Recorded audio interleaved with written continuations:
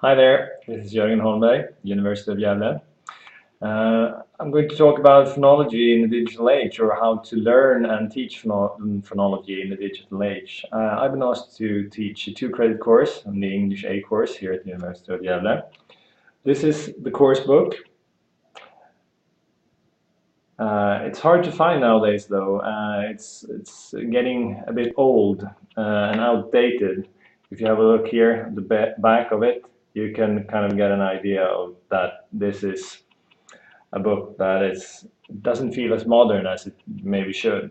And also, it's a book. It's an analog book. You have text in it, of course, but you also have some exercises here that you can do. But I mean, we're going to learn pronunciation, so why not have a look at the internet to see what we can find there, so we can listen to native speakers pronunciating words, etc. So what I did was I just searched, I googled phonetic symbols.pdf and PDF, because I wanted to be able to print out the list. I immediately found a list, or sorry, a PDF with all these different symbols that I could print out, give it to my pupils or students, and my students could then give it to their pupils, of course. Okay, so I had that. Then I searched for printable and pronunciation, hoping that I would get a few printable resources and exercises that I could use. I found a few. The purple links here are the ones I've clicked. This is one I found particularly good, Printable ESL resources. And you see here I have different games that you can print out and have your pupils work with. One of them is the word stress bingo. No, sorry, word stress mixer, it's called.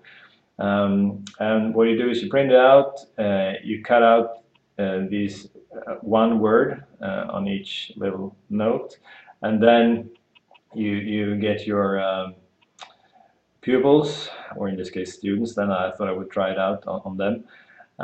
You get them to try to find their group members then, and a group member is a person who has a word that has the same stress pattern: electric, computer, divider, etc. Bookstore, blackboard, laundry. That's how it works. Another game I found here then, sorry for clicking a lot, but I just wanted to remind you, is this one, consonant bingo. And you can work with this in different ways, of course. I was thinking that maybe I would show pupils then the different phonetic symbols, and if they had it on their bingo sheet, they would cross it out and try to get them, what is it, 4 in a row, 5 in a row, 5 in a row, yeah. So that's one way you could work with it and kind of have some fun with, or when learning the different phonetic symbols. So now I have the phonetic symbols here on a separate piece of paper. We have played some games, had some fun with it. But you also have to practice your pronunciation, of course.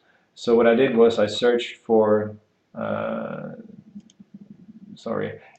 made another Google search, but I didn't save it. But I searched for English pronunciation, and I found a lot of teaching materials. This one was pretty good, I thought. You had here you have both. You have videos, you have ebooks, etc., and you have great printable sheets here. These are actually the sheets that they are talking about here in the films. So this is one of the sheets then. So you have a colorful example, you have the word printed out, and you have the phonetic symbol. And then you could, of course, have your pupils repeat this, car, bus, ball, dog, etc. So again then, now I found resources that we could work with to practice our pronunciation.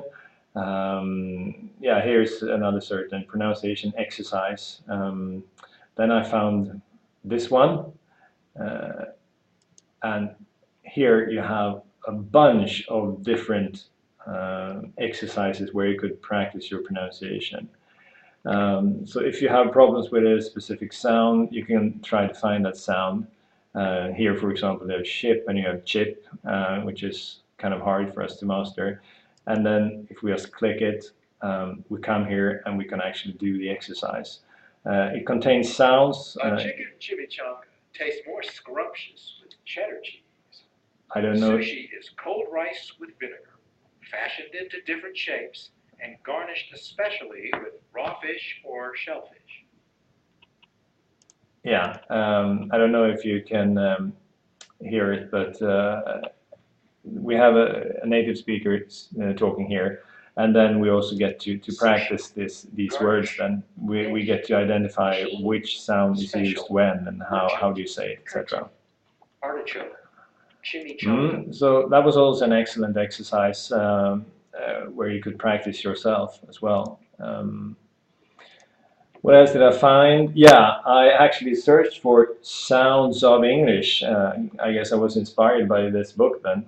But instead of finding just a book with exercises that look like this, found a lot of other interesting resources for us to use. Again, the purple ones are the ones I've clicked. I've saved them up here, so I'll show them quickly to you. I found the BBC Learning site here. You can't see all of it, but here you have, I'll start it for you so you can see that it moves anyway. Here you have videos where native speakers again show us different things. They talk about why it's important to learn to pronounce words properly, etc., etc., and that it's okay to have an accent, but it's also important to distinguish between certain sounds, etc. So this was a good resource, even though young learners might have problems understanding everything here. But then I searched for BBC Kids and in English then, because the student group I'm teaching at the moment, their pupils will be in grades 4 to 6. Again, I found a few interesting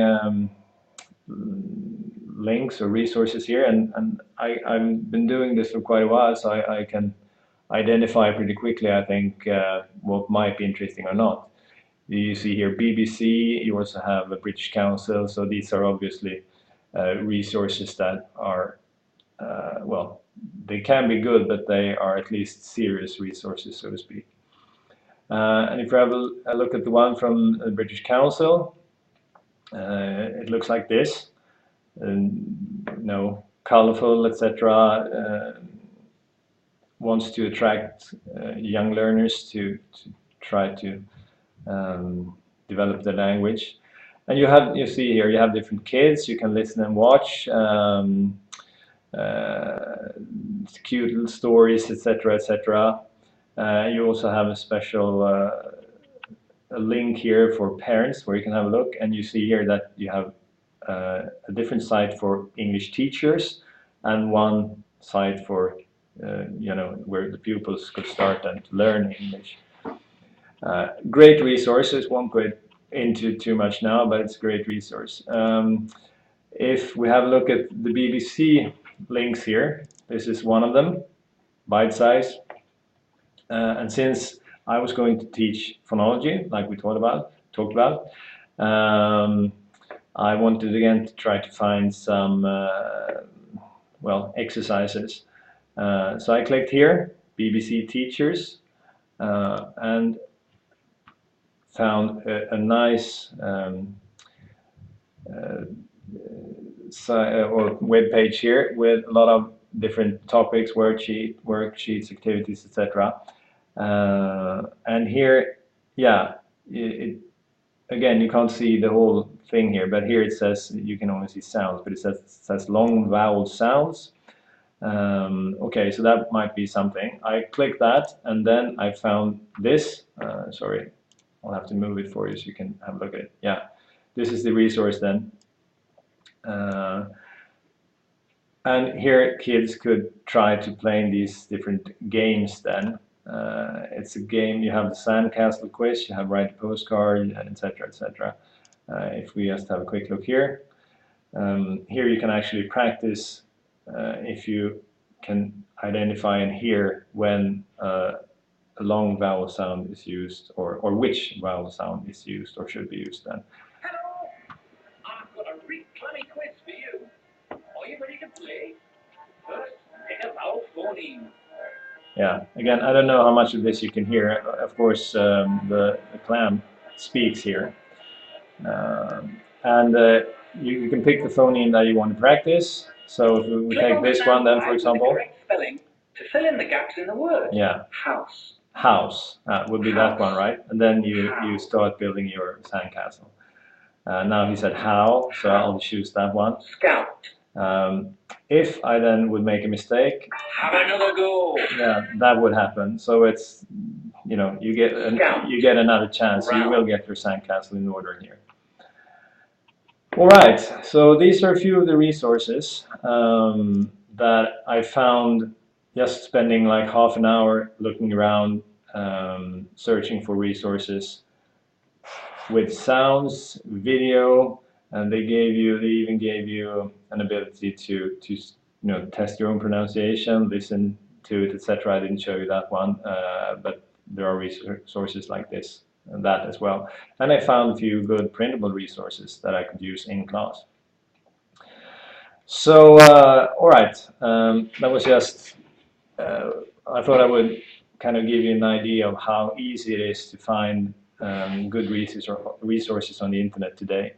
Of course, another matter is how do you then save these resources so you can find them another time, and how do you share them with others? Well, how you organize your digital content, that's another lecture or maybe even a course. But what I do is, when I find these, I always save them to Digo. It's a social bookmarking tool. And I find it really great. I could talk about that for a while, but I won't do that now. But anyway, you can see here that I've saved the different sites I've just showed you. I've saved them here to my Digo account, and I've even saved them specifically here in one of my groups. And that's of course the group that I'm working with at the moment, Engelska i årskurs 4-6. So they will now be able to find, try out, and see if they also like and see potential in these different resources that I have found then. So I haven't spent 30 minutes just to get an idea of which resources might be good, etc., and just keep it all to myself. I've tried at least to show others that I see potential in these and they can have a look at them. So hopefully I've saved other people some time as well, and I could then of course get similar help from others by looking at what they've saved here in Digo. Right. Thank you for your attention.